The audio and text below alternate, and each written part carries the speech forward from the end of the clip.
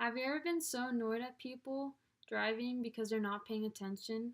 Well, learning how to drive a manual car before learning how to drive an automatic or even obtaining your license will make you a better driver. There are five main points I'm going to cover, and these 5 points are: why is it better to drive a manual car, the future of manuals, instances you might need to drive a manual, other countries prefer manuals, and personal experiences. The first point is, why is it better to drive a manual car? And the reason it's better to drive a manual car is because you have more control of the car, you become more observant of your surroundings, and you can get into fewer accidents. Not only that, but driving a manual car is a skill that is always useful to know. A story of a young boy who lived on a farm when he was young with his family was in his dad's truck one day while his dad was driving. He was so fascinated by his dad's feet dancing around the three pedals that when he became older and was able to drive, he learned how to drive a manual and has never driven an automatic because he just loves the feeling and the control of driving a manual car. My second point is the future of manuals. The future of manuals isn't going much anywhere. They're actually dying out.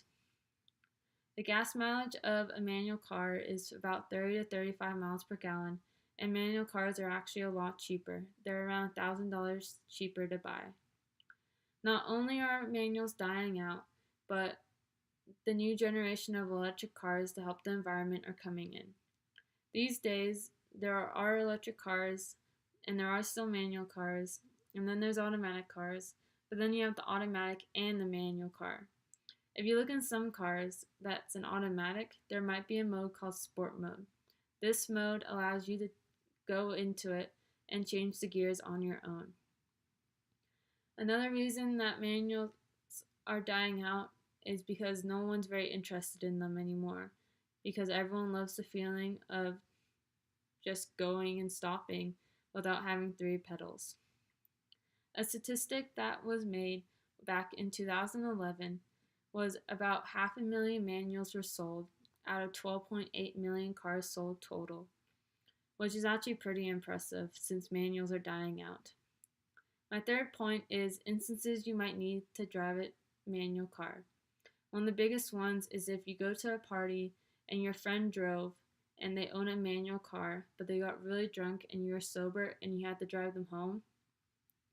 It'll be very useful to drive a manual car so you can just get home safely without having to worry about losing your friend or getting a ride from someone else.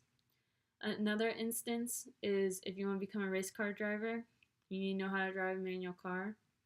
And if you go to another country, a lot of countries only have manual cars, especially Europe. Some of them don't even have automatics at all. Manual cars are also very fuel efficient.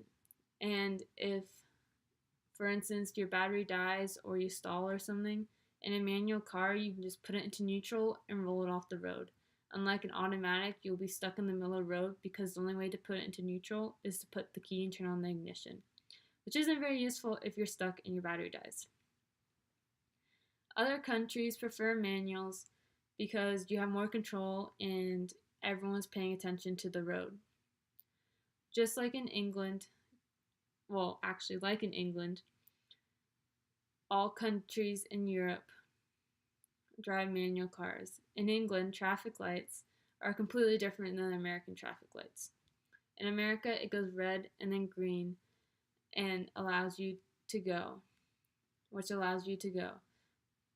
But in England, it goes red for stop and then red yellow for you to be able to put your car into first gear and your foot on the clutch, and then it goes green for you to go, which is quite interesting, especially if you never traveled to Europe before, because it's a little different than America, as you can tell. They also have roundabouts, so that can also be interesting. So you don't have to keep stopping and going like America, because it's a lot more hassle to stop in a manual car. Also, if you want to rent, like I said before, about 90% of the cars are manual and there might be 10% of automatics. And if the rare case that a rental company does have an automatic, it's going to be a lot more expensive because of the cost to actually own an automatic. It's a lot more. There's one statistic that it's accurate, but is also not accurate at the same time, as England is a lot smaller than the US. But in England, 1,730 people die in car crashes every year, compared to the 1.3 million car crashes a year that people die from in America. It's a huge difference, but if you like match up the size of England to the US and you grow England up to the size of the US, it's probably not that big of a difference. It just seems pretty big. But there are still more accidents in America because of automatic cars. For personal experience, it's incredible to like go to another country and just like watch how everyone's paying attention and not texting and driving and doing all sorts of stuff. And the speed limits are a lot higher because of that. My experience of driving a manual car, I only was able to get up to third gear because it was a very small, short road, so I couldn't go very fast. But the experience of like not couldn't I couldn't just like sit back and relax. I actually had to pay attention and like change gears and all it, and it was just very fascinating. Of course, like the more you drive a manual, the more used to it. It's like a lot more relaxing, but learning how to do it, it was kind of hard. And the reason I got into manuals was because both of my parents are from England, and so they both grew up driving manual cars. And because of this, they only drove manual till they moved over here to America. And then this was like the first time they ever drove an automatic was when they came to the US, which is pretty cool. But overall, the 5 main points of why is it better to drive a manual car, the future of manuals, instances you might need to drive a manual car, other countries prefer manual cars, and personal experiences. Each one shows how driving a manual car can be a lot more involving to traveling, and the experience you can get, and how manual cars are also dying out, unfortunately. The reasons above are also why learning to drive a manual car before obtaining your license or even learning how to drive an automatic car will make you a better driver. And last of all, you never know when you're going to need the skill. Thank you.